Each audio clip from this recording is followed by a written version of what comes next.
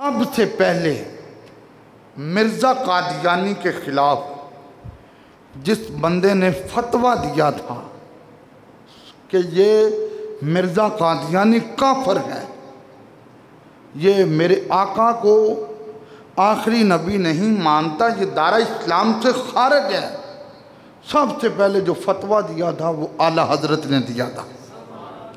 इतने ज़हीन कि आपके उस्ताद कहते थे, अहमद रिज़ा तू जिन है या इंसान है या फरिश्ता है?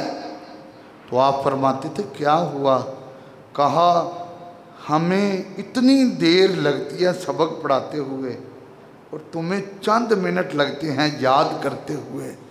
तो आपका जवाब ये था कि ये अल्लाह का ख़ास करम है मुझ पर कि जो मेरी ज़ुबान से उतरता है वो सीने में महफूज हो जाता है। बहुत बड़ा नाम है, जो पढ़े लिखे लोग हैं वो जानते हैं, मौलवी मोहम्मद हुसैन मीरठी, बहुत बड़ा नाम है। कहते एक बार आला हज़रत रहमतुल्लाह अलैह बीमार हुए तो मैं इनकी खबरगिरी के लिए आया, इनका पता करने के लिए आया।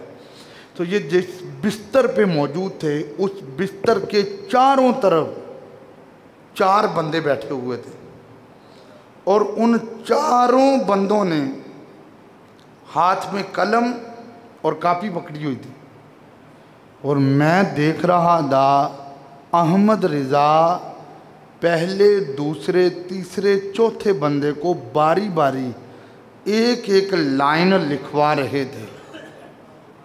और कहते हैं जब पहले को एक लाइन लिखवा के चौथे पे पहुंचते तो दोबारा पहले पे आते तो ये नहीं पूछते थे कि भाई मैंने तुम्हें कौन सी लाइन लिखवाई है बताओ ज़रा।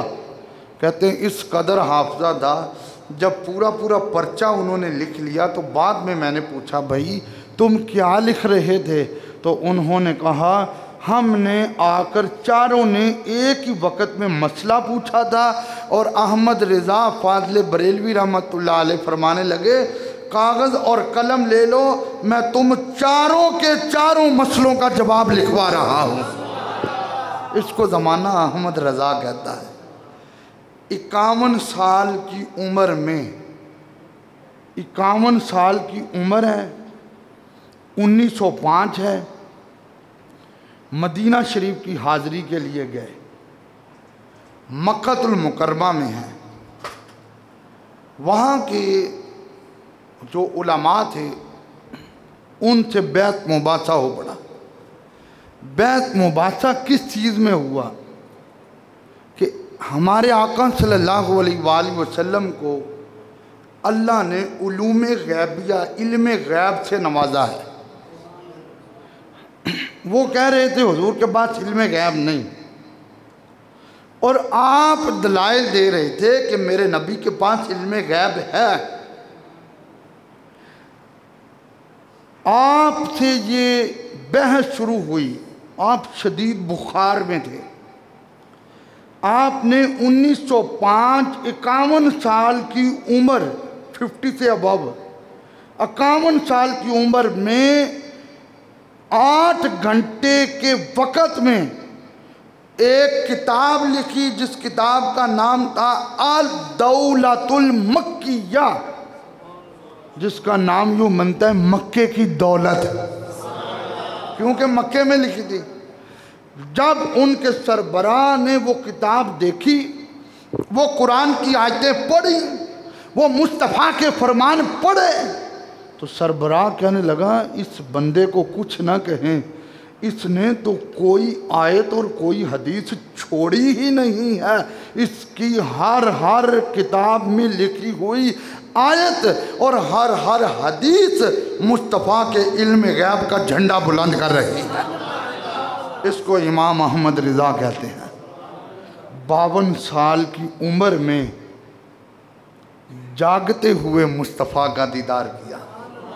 वो इंशाल्लाह मैं आगे आकर बताता हूँ कैसे दीदार हुआ था। 150 इल्म के ऊपर आपको अबूर हासिल था।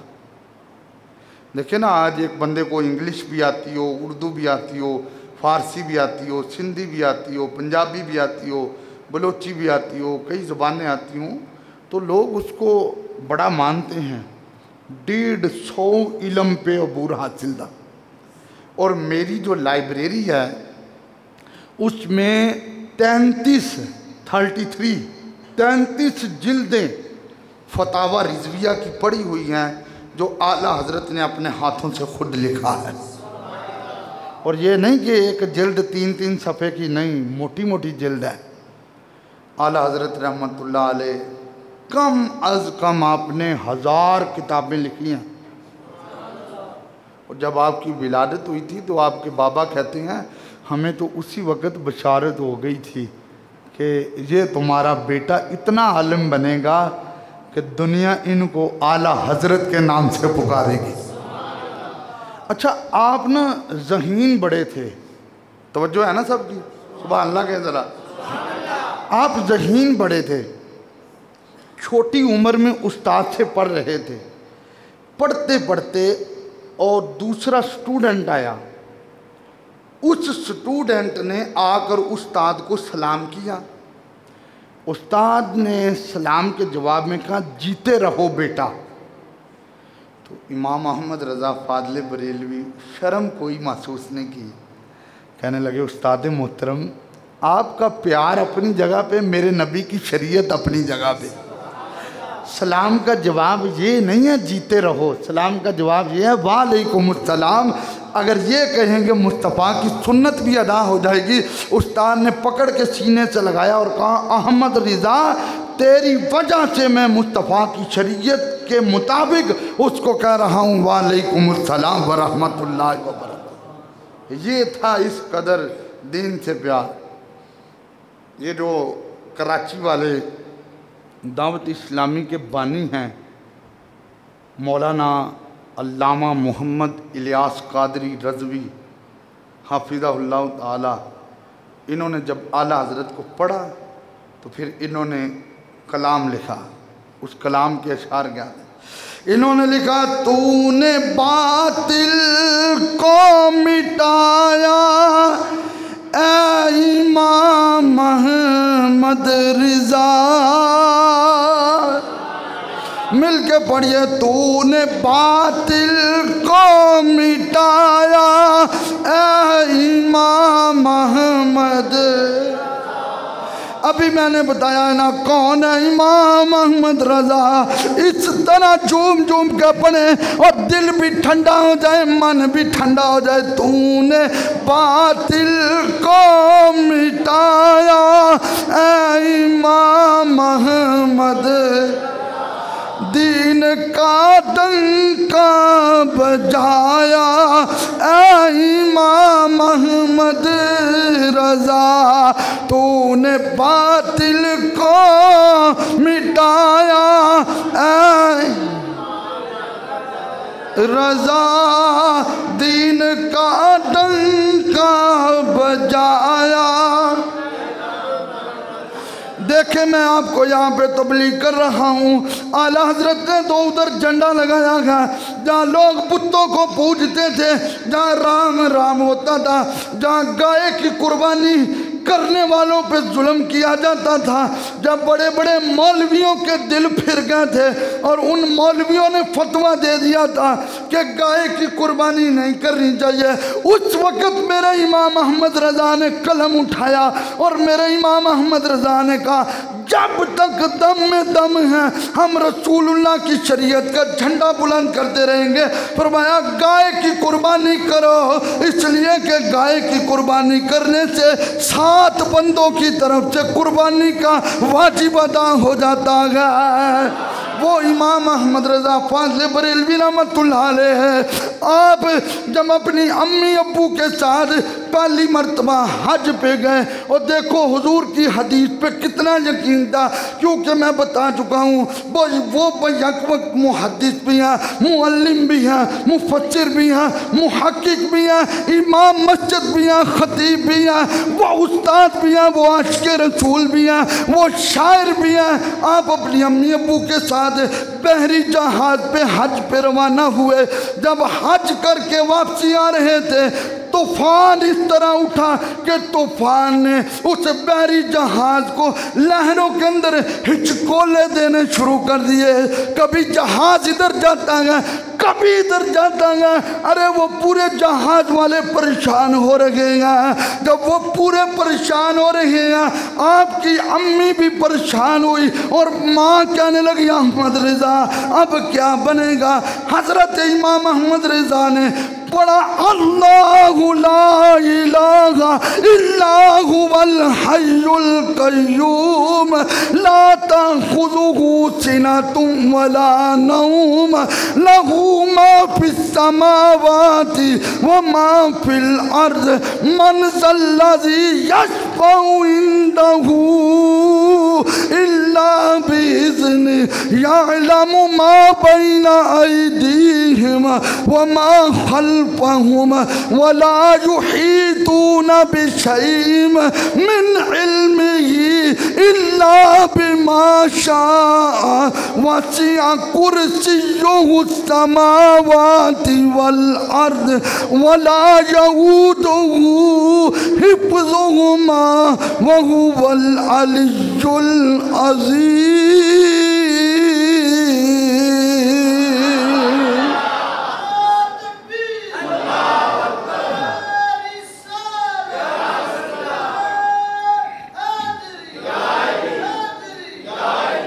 आयतल कुर्सी पढ़ ली।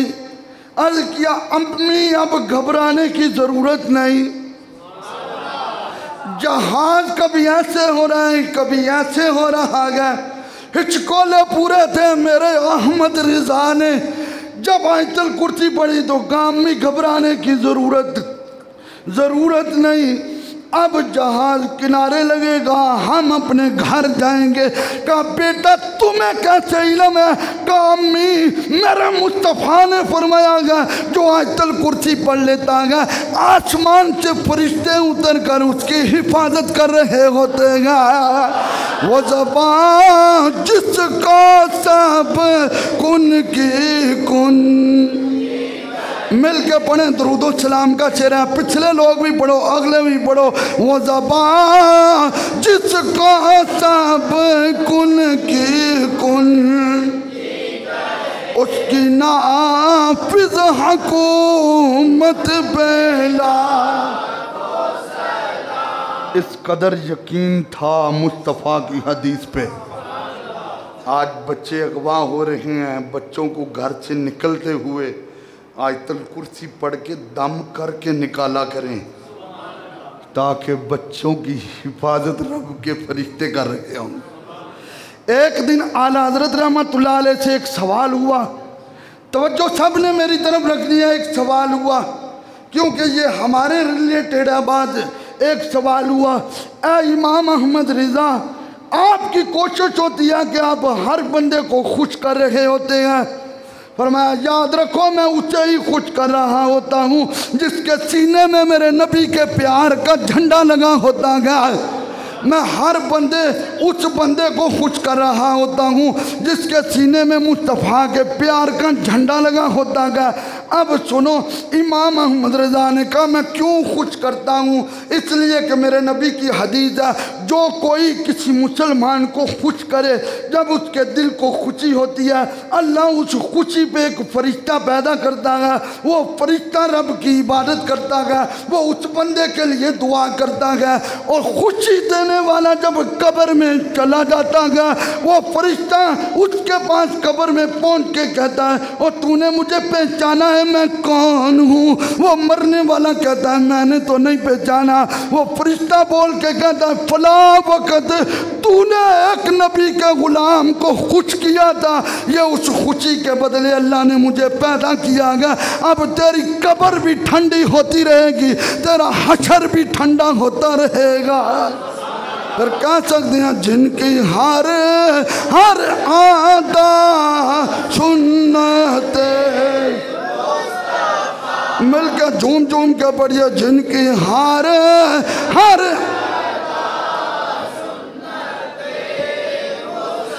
यार रबीउल अव्वल आंदा पिया है, रबीउल अव्वल आंदा पिया है, तुहाडे चेहरे ते गुलाब दे फूल दी तरह हुण खिलने शुरू हो जाने ने। इंज बड़ा पता चले रसूलुल्लाह दे नौकर बैठे ने और जिनकी हर हर आदा अच्छे पीर तरीकत पहला। हाँ हाँ, इमाम अहमद रजा से ये भी सवाल हुआ था, तुम कितना रब और उसके रसूल से प्यार करते हो? फरमाया मेरा सीना चीर लो और मेरा सीना चीर के मेरा दिल निकालो और मेरे दिल के 2 टुकड़े कर लो। एक टुकड़े पे ला इलाहा इल्लल्लाह लिखा होगा और दूसरे टुकड़े पे मुहम्मदुर रसूलुल्लाह लिखा होगा। और जिनकी हर हर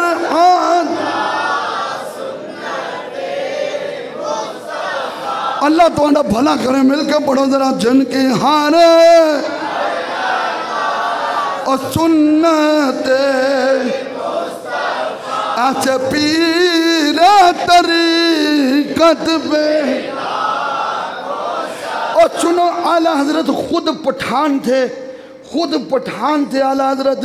एक बार आला हजरत मुसल्ले पे बैठे हुए थे, अचानक खड़े हो गए, फिर बैठ गए, फिर खड़े हो गए, फिर बैठ गए। तीसरी बार जब खड़े हुए तो नमाजियों ने हाथ जोड़ दिए, कहा हुजूर बार बार खड़े क्यों हो रहे हैं? फरमाया एक सैयद ज़ादा मस्जिद के दरवाजे से गुजरता गया, जब उसको देखता हूँ तो उसके एहतराम में खड़ा हो जाता हूँ, इसलिए कि इसकी रगों में मुस्तफ़ा का खून टपक रहा है। और जिनकी हर हर आदा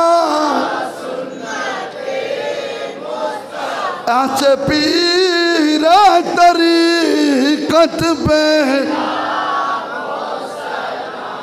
ईद वाले दिन आला हजरत रहमतुल्लाह अलैह ईद वाले दिन सैयद ज़ादों को ढूंढ कर उनके हाथ भी चूमते, उनको गले से भी लगाते। ये नहीं कि मैं बहुत बड़ा आलिम हूँ, मुझे ज़माना आला हजरत कहता है, मेरी बड़ी वैल्यू है। जब हाथ चूम लेते दिल को ठंड पड़ जाती, तो घर आते तो घर वाले पूछते आज बड़ी खुशी महसूस कर रहे हैं? फरमाया सुनो, आज मैं खूने रसूल को चूम कर आया हूँ। अशरा मुबशरा आप जानते हैं ना, अशरा मुबशरा 10 सहाबा हैं। अशरा अरबी में 10 को कहते हैं, अशरा कितनों को कहते हैं?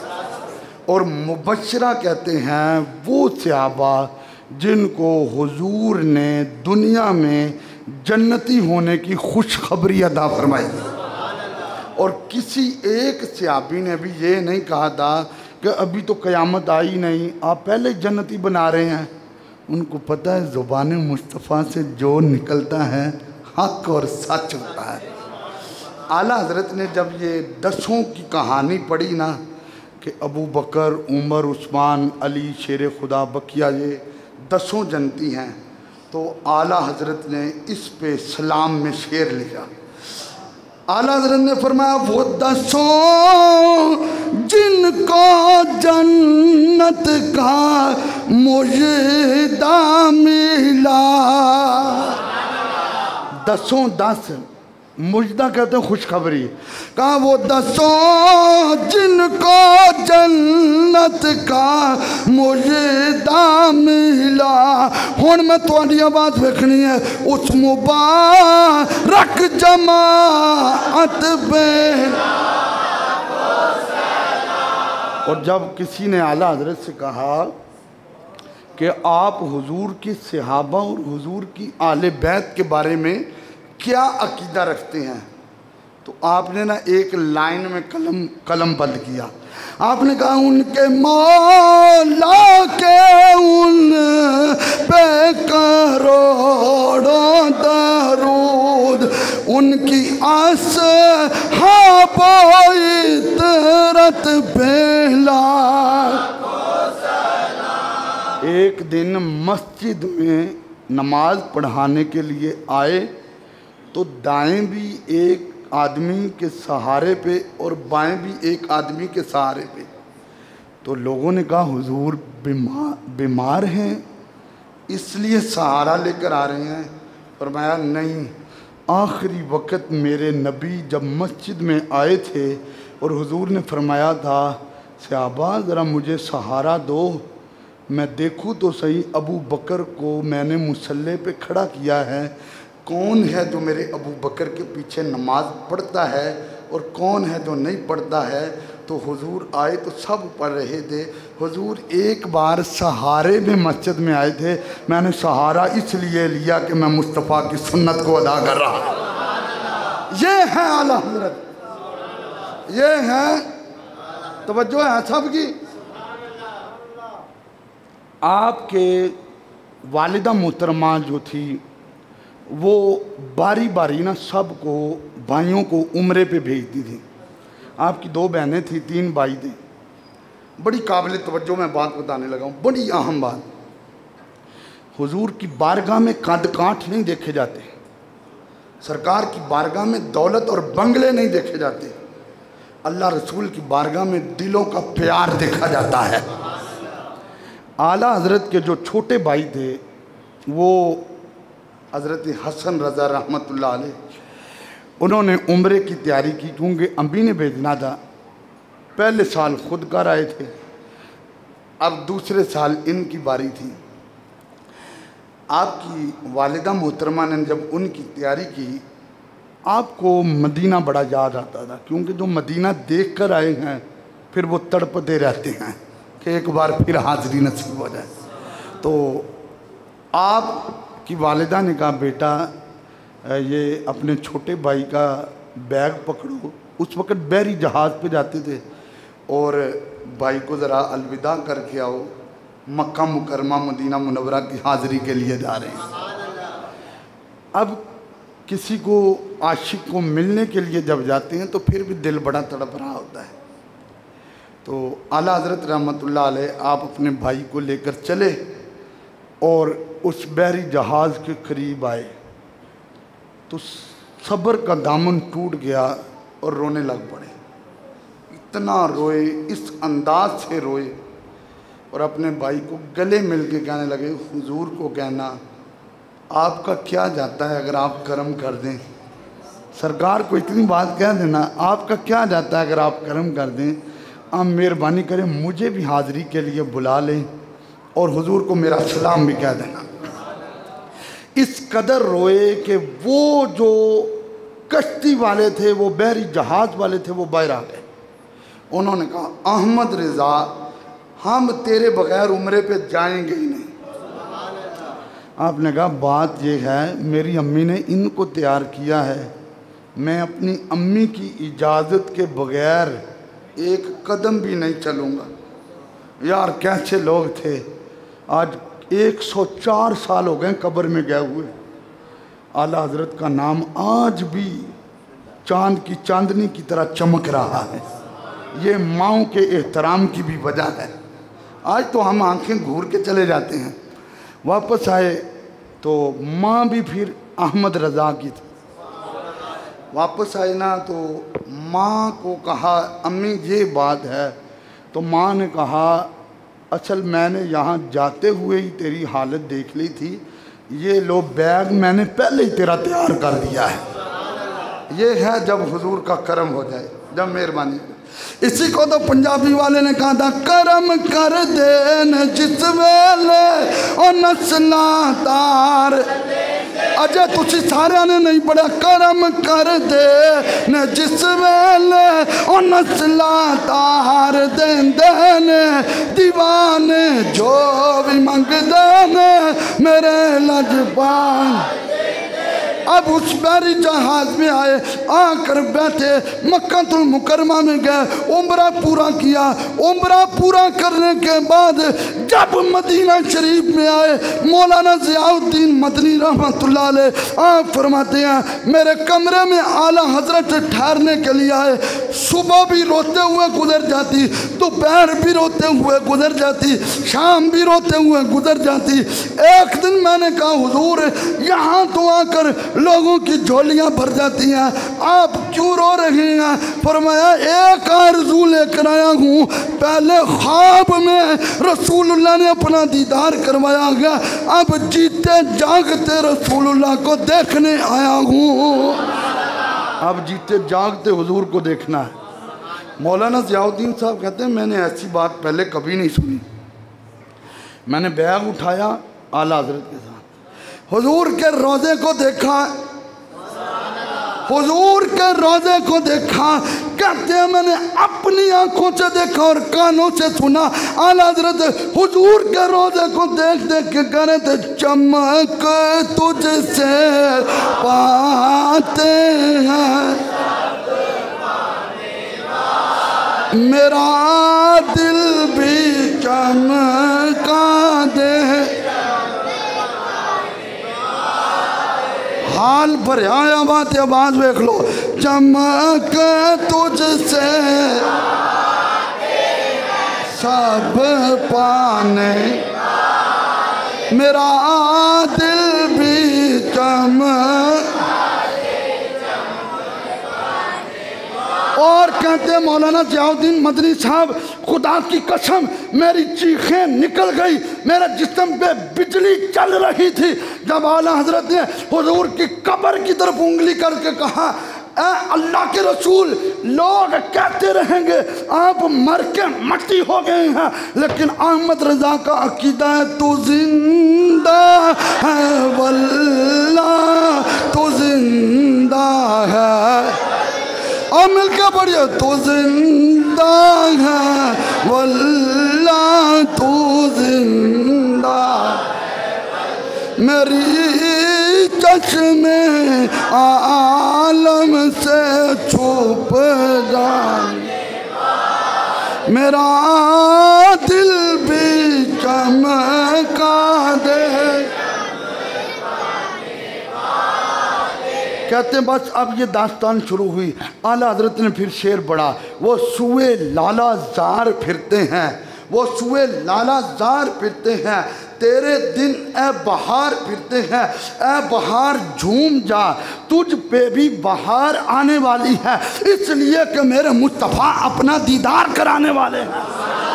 और ये सियासत्ता में हदीस मौजूद है, बुखारी, मुस्लिम, अबू दाऊद, इब्ने माजा, निसाई, तिरमिज़ी, शेहा में हदीस मौजूद है। हुजूर फरमाते हैं जो ख्वाब में मुझे देखता है वो जागते हुए भी मेरा दीदार करता है, वो जागते हुए भी मेरा दीदार करता है। आला हजरत ने पढ़ा, वो सुबह लाला जार फिरते हैं, तेरे दिन ए बहार फिरते हैं। फिर देखा दाएं बाएं, ओ ज़ियाउद्दीन मदनी, कहा हुजूर क्या? ओ वो देखो यमन का बादशाह भी खड़ा है, वो देखो फलां बादशाह भी खड़ा है, वो देखो फलां ताजदार भी खड़ा है, फलां वजीर भी खड़ा है, फलां अमीर भी खड़ा है, फलां सरमायादार भी खड़ा है। फिर कहने लगे उस गली का गधा हूँ मैं जिसमें मांगते ताजदार फिरते हैं। मौलाना ज़ियाउद्दीन साहब कहने लगे, फिर अगले जुमले क्या थे? कहा कोई तेरी बात क्यों पूछे रज़ा। फिर अपने आप को कहने लगे, रिज़ा तू कहाँ पे, मुस्तफ़ा कहाँ पे, और तू कहाँ, तू नौकर वो बादशाह, और तूने तो इल्तिजा कर दी है, अगर तुझे ज़ाहरी तौर पे ज़ियारत नहीं हुई तो कोई तेरी बात क्यों पूछे रिज़ा, तुझसे कुत्ते हजार फिरते हैं। जब अपने आप को यह मुखातिब किया तो मौलाना ज़ियाउद्दीन मदनी कहते हैं, खुदा की इज्जत की कसम मैंने नबी के रोज़े का दरवाज़ा खुलता भी देखा है और अहमद रिज़ा को मुस्तफ़ा के कदमों से लिपटता भी देखा है। फिर कहते हैं मैंने रोज़ा रसूल पे कहा, हर कोई तेरी बात पूछे रिज़ा, हर कोई तेरी बात पूछे रिज़ा। आज अगर आला हजरत का नाम लिया जाए, कोई किसी झोंपड़ी में है, महल में है, छत पे है, दुकान में है, रोड में है, मस्जिद मदरसे में है, प्रोग्राम में है, तो दिमाग की सारी तारें बरेली शरीफ में पहुंच जाती हैं, इसलिए का ज़माना उसे आला हजरत कहता है। यही आला हजरत अजीमुल बरकत। लोग कहते हैं आप इनका इतना नाम क्यों लेते हैं? मैंने कहा वाबियों का तर्जुमा भी उठाएं, देवबंदी हजरात का तर्जुमा भी उठाएं, आला हजरत का तर्जुमा भी उठाएं और सूरह फतह खोलें और सूरह फतह की दूसरी आयत पढ़ें, उसका तर्जुमा लियग़फ़िर लकल्लाहु मा तक़द्दम मिन ज़ंबिका व मा तअख़्ख़रा, उसका तर्जुमा दूसरे तबके वालों ने किया, ए नबी अल्लाह ने आपके अगले और पिछले गुनाह माफ़ कर दिए। आला हजरत ने कहा होश करो, जो नबी गुनाहगार हो फिर वो नबी किस चीज़ का है? नबी तो मासूम होता है, नबी निगाह उठाए लोगों को जन्नती बना देता है, नबी कदम रखे तो सब्जा आ जाता है, नबी गुजरे तो दरख्त की पत्तियां भी झूम झूम के उसे सलाम कहती है। कहा फिर तर्जुमा तुमने क्या किया है? आला हज़रत ने कहा हाँ मेरा तर्जुमा सुनो, लियग़फ़िर लकल्लाहु मा तक़द्दम मिन ज़ंबिका व मा तअख़्ख़रा। मेरा तर्जुमा ये है, ए नबी अल्लाह ने आपकी वजह से, अल्लाह ने आपकी बरकत से, अल्लाह ने आपके वसीले से अगलों के भी गुनाह माफ़ किया, पिछलों के भी माफ़ किया। फ़र्क है आगे नहीं? अरे बेटियों की शादी हो तो तर्जमे वाला कुरान पाक देते हो तो बिला झिझक आंखें बंद करके कहा को कंजुली मांग दे, तो कब्र में भी उतर जाएगा, उसके एक एक लफ्ज़ में मुस्तफ़ा के प्यार की खुशबू बोलती है, तेरी कब्र भी ठंडी होगी, उसकी तिलावत भी होती रहेगी। आपके इल्म में है एक बात तवज्जो होश है ना सबको, नाराए तकबीर, नाराए रिसालत, ताजदार खत्म नबूवत। आपको पता है पिछले दिनों में कानून पास हुआ है ट्रांसजेंडर, पता है ना? कुछ लोगों को पता ही नहीं ये कानून क्या है। याद रखें, एक है मुज़क्कर जिसको मर्द कहा जाता है, एक है मुअन्नस जिसको औरत कहा जाता है, और एक है दरमियान जिसको हम ख्वाजा सरा भी कहते हैं। हम अपने जुमलों में उसको खुनसा भी कहते हैं, आम लोग समझने के लिए उसको खुचरा भी कहते हैं, ना मर्द ना औरत। लोग कहते हैं ये उनके लिए बना है, असल इसके अंदर क्या कहानी है, इसको कोई डीपली पढ़े तो उसे पता चले कि क्या है। हाँ, उन्होंने नादरा में पास किया क्या, उन्होंने कहा कोई बंदा आपके पास आए और वो कहे मेरे अंदर औरतों वाली अलामत है, तो तुम उसको चेक नहीं कर सकते, तुम उसकी मेडिकली रिपोर्ट नहीं ले सकते, तुम औरत की जगह मर्द और मर्द की जगह औरत लिख सकते हो। और मेरे नबी ने 14 सदियां पहले फरमाया था, यह मेरे नबी की हदीस है कि क़यामत की निशानियों में से एक निशानी ये है, मर्द मर्द के साथ निकाह करेगा। यह मेरे नबी की हदीस है, मर्द मर्द के साथ निकाह करेगा। और आज वो देख रहे हैं ये जालिमाना दौर, या इस कदर दौर जो आज देख रहे हैं, किस कदर ये धज्जियां उड़ गई, शरीयत का मजाक उड़ाया जा रहा। फिर लोग कहें सैलाब क्यों आते हैं, जल्जले क्यों आते हैं, बीमारियां जो हैं जान नहीं छोड़ती हैं, वो कोरोना जैसी बीमारी और वो डेंगू जैसा बवाल क्यों आता है, जब एक इस्लाम की हद को तोड़ा गया। और देखो कितने कितने लीडर बैठे हुए हैं, कौन बोल रहा है, कौन इसको असेंबली में पेश कर रहा है। हमने तो वोट देने का ठेका लिया नवाज शरीफ और बाकी इमरान खान और इसके अलावा जरदारी पार्टी सबको, लेकिन आज अंदर कौन बोल रहा है? क्या ये कानून सही पास हुआ है? आपको समझ आ रही है तो अंदर वालों को क्यों नहीं आ रही है? ये याद रखें, ये वही बोलता है जो मदीने वाले के टुकड़ों पे पलता है, जो मदीने वाले के टुकड़ों पे पलता है। और हम इस चीज़ की भरपूर मजम्मत करते हैं कि वो फ्रांस का सदर, वो बेईमान, वो खिंजीर, वो लानती, जिसने हुकूमती सतह पे बड़ी बड़ी एलसीडियाँ लगवा के हमारे आका के कार्टून बनाए, हमारे आका के उसने कार्टून बनाए उस बेईमान ने। और हमारा जो वज़ीर आज़म शहबाज शरीफ है उसको मिलने के लिए जा रहा है, और तुझे हया नहीं आई कि तू पहले किस मोड़ पे खड़ा है? तू वही तो था कि जिस कंपनी ने मुस्तफ़ा की खत्म नबूवत पर डाका डाला, तुम वही तो थे जिनके दौर में मुमताज़ कादरी को फांसी लगी। गैरत कर, हया कर, हम एहतजाज करते रहे कि उनका यहाँ से सफ़ीर निकालो, और तुम उनके सामने गपशप लगाते हो। क्या मुंह दिखाओगे मुस्तफ़ा को? क्या मुंह दिखाओगे कि आपके कार्टून बनाने वालों को मैं जफ्फियाँ डाल के आया हूँ, मैं उसको सीने से लगा के आया हूँ। हम इसकी पुरजोर मजम्मत करते हैं और हम ये ऐलान करते हैं कि मुस्तफ़ा का जो गुस्ताख है उसके साथ मुसलमानों का कोई ताल्लुक नहीं है। मुसलमान बिजली का बिल बर्दाश्त कर रहे हैं, मुसलमान भूख बर्दाश्त कर रहे हैं, मुसलमान फैक्ट्रियों के काम बंद होना बर्दाश्त कर रहे हैं, लेकिन मुसलमान अपने आका के गुस्ताखों की यारी बर्दाश्त नहीं करते हैं। हम आज भी ये ऐलान करते हैं, कल भी ये ऐलान करते हैं, हमारा बबांगे दोहल ऐलान है, नबी का जो यार है हमारा वो इमाम है, नबी का जो गुलाम है, बोलो बोलो, नबी का जो गुलाम है। यार इनको या ही नहीं आती, कोई स्पीकर पे खड़ा होता है तो कोई कुछ बक रहा है, कोई कुछ बक रहा है, और फिर उसके मानने वाले नीचे तवीले निकाल रहे हैं। ओ भाई तुम्हें पता है ये गलत बोल रहा है तो इसको बोलो ये गलत बोल रहा है। वो कब्र में इसने नहीं लेटना, लेकिन मैं तो फेसबुक पे हैरान हो जाता हूँ, और यकीन जाने कम अज़ कम मेरी आंखों में उस वक्त आंसू टपक रहे होते हैं।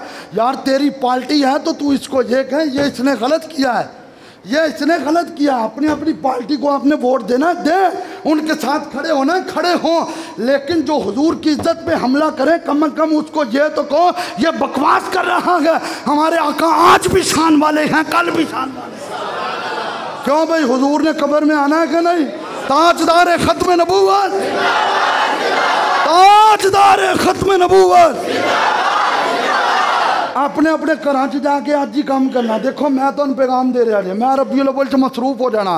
अज मैं तुहानू एक पैगाम दे रहा, अपने घर जाके झंडे कढ़ने जे, झंडे कढ़ने जे, ठीक है। झंडे कढ़ के तो छाते लाने आ, तो जेडे पिछले आ वो भी कढ़ लेने आ, तो अल्लाह ने तौफीक दी 2-4 होर लै लेने।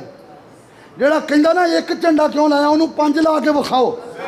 तुहाडी चुप ते सुभान अल्लाह, ओनू 5 झंडे ला के विखाओ। और जेड़ा पूछे झंडा क्यों लाई, ओनू कह दूजी गल ना कर, रबीउल अव्वल तो बाद तेन दसांगे, हुण सिर्फ इन्नी गल आ, मिल गए मुस्तफ़ा फजले रब्बुल उला। और ये इंशाअल्लाह ये आपको मैंने पैगाम दे दिया। अगर किसी ने किताबां वेखनियां होण, मेरी लाइब्रेरी खुली आ, ਉਹਦੇ ਵਿੱਚ इंतजामिया ने AC भी लवा के दिता, जिन्ना चिर तुसी बोगे AC भी चलावांगा ताकि ठंड पवे, तो ठंडी ठंडी हवा दे विच तुसी वो बयान पढ़ो कि हज़रत आमना फरमाती हैं जब हुजूर की विलादत हुई तो मैंने देखा एक झंडा मशरक़ में, एक मगरब में, एक काबे की छत पर। और काबा किसका घर है? तो आड़ी चौपन जी आवाज़ नहीं आ रही, काबा किसका घर है? बैतुल्ला किसका घर है? और हजरत आमना कहती मैं अल्लाह के घर ते झंडा वेख्या। वो तू अपने घर ते नहीं लाना ते ना ला, तेरी किस्मत है। हाँ मैं तेनों ये भी हदीसां दिखाना, मेरे नबी जदों आए तो शैतान रोया थी। बाकी मैं यह भी वेख्या वा, मैं भी पढ़िया तुहानू हर शय, क्योंकि मैं अपनी तकरीरां लिखदा, मैं कभी सुन के तकरीरां नहीं कीतियां, मैं एक एक लफ्ज़ दा जिम्मेदार हाँ। शेर बकरी नू मुबारकबाद दे रहा है तो बकरी शेर नू दे रही है, तो विच गल की आ? हुजूर आ गए, हुजूर आ गए हैं। बस यही आपको बताना था। अपना मन ठंडा करके मोहम्मदी मस्जिद से बाहर निकला करें ताकि मकानों की छतों पे आपका झंडा लगा हो। ये मेरे पास एक पर्ची पहुंच चुकी है और ये पर्ची आप समाप्त करें और प्यार से मेरी तरफ देखें, क्योंकि ट्रकों के पीछे भी लिखा होता है देख मगर है। बोलो तो सही, देख मगर है, देख मगर प्यार से। तो ये बिजली का बिल हमारा आया है।